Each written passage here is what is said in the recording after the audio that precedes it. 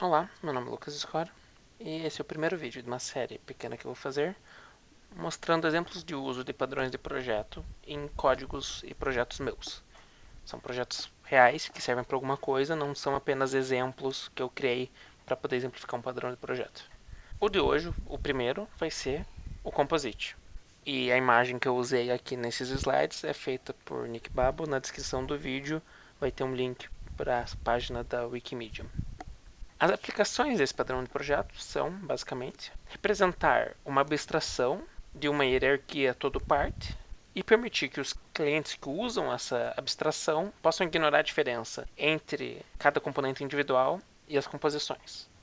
Ele é organizado da seguinte maneira: nós temos uma classe abstrata componente, que representa a abstração principal que o cliente vai usar, e nós temos uma ou várias classes folha, que representam os tipos de componente que não agregam outros componentes, e uma ou várias classes composite, que representam os tipos de componentes que precisam agregar outros componentes. E a partir dessas classes a gente consegue compor essas estruturas em árvore, que a classe cliente vai usar. E qual é o exemplo de uso desse padrão de projeto que eu vou mostrar? Uma parte do interpretador da minha linguagem de programação, o BetaScript. No BetaScript você pode instanciar funções no sentido matemática do cálculo 1 e 2, assim, reais, e usar elas como tipo de dado.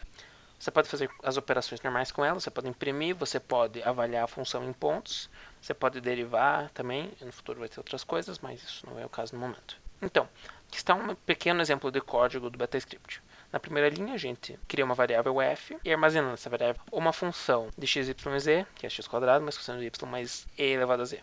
Você pode imprimir a função do jeito que ela está, sem avaliar, que é o que a gente faz na linha 3, e a gente pode avaliar a função em um ponto, nesse caso um ponto no espaço, e imprimiu esse resultado, que ele consegue dar exatamente, nesse caso. E como que essa função é representada dentro do BetaScript? Como que ele transforma aquela sequência de caracteres em uma função útil? É através da árvore mostrada ali embaixo. Como você pode ver, a gente tem na raiz um só operador de mais, duas exponenciações, uma que é o x ao quadrado e outra que é elevado a z, e a gente tem uma chamada função cosseno. Então aqui nós temos 4 instâncias de 3 classes compostas que precisam agregar outra coisa. E a gente também tem 5 instâncias de 2 classes folha, que são variável e constante, ou seja, x, y, z e 2 ou e. Esse aqui é o diagrama de classes do interpretador da minha linguagem. Eu sei que tem um monte de coisa aqui, mas o que é relevante para a gente no momento é esse o pacote em azul. A gente tem aqui a classe, que no outro diagrama seria o component, que aqui é a BS function. A classe não se chama function porque o Dart não permite que você crie uma classe com o nome function, porque isso já é usado para os lambdas. Esse aqui é o componente principal. Se você seguir essa linha aqui, você vai ver que o cliente é um interpretador, a classe interpretador principal. Como você pode ver, a maior parte das classes, além da relação de extensão, também tem uma relação de agregação. Elas agregam um ou dois ou vários outros BS Functions. As únicas duas exceções, ou seja, as únicas duas subclasses que são folhas, são variável aqui em cima e número aqui embaixo. Todo o resto são variações da classe Composite. Além disso, algumas das classes Composite só tem um operando interno, por exemplo, módulo, que está aqui no meio da tela, que só vai ter um operando dentro dela. Mas algumas outras têm exatamente dois, como por exemplo, logaritmos, porque o logaritmo é tratado como uma função de duas variáveis, porque tanto a base quanto o operando podem ser coisas diferentes. Você pode pôr uma função na base. E duas classes que têm N coisas agregadas, que como eu falei antes, são soma e multiplicação. São os únicos que têm uma relação de 1 para 2 ou mais. O resto é 1 para 1 ou 1 para 2. Normalmente, o usuário não vai ter que interagir com essas classes. Os objetos são instanciados e usados diretamente no interpretador. Porém, você pode utilizar todas essas classes sem interpretador porque elas são quase completamente desacopladas.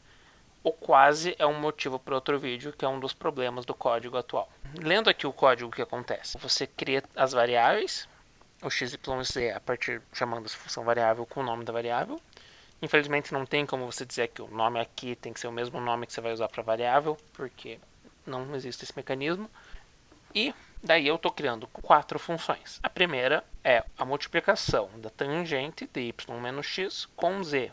Essa estrutura de árvores é armazenada em F, que tem tipo BS Function. Os tipos dessas 4 funções é BS Function, só que o Dart permite que você omita escrever o tipo explicitamente se a variável for inicializada. Como isso aqui resulta em um objeto do tipo BS Function, ele sabe que a variável é do tipo BS Function. Continuando, para definir G, eu estou chamando F com arco tangente de x, seno de 0,5 e 1 sobre 2. Para H, eu estou simplesmente mudando a ordem de avaliação das variáveis, porque a função, nesse caso aqui, vai ser uma função f de x, y e z. O H vai ser um H de z, y e x, mas a função é a mesma. Então, se você avaliar exatamente a mesma coisa, você vai ter um resultado diferente, porque você está substituindo as variáveis em lugares diferentes.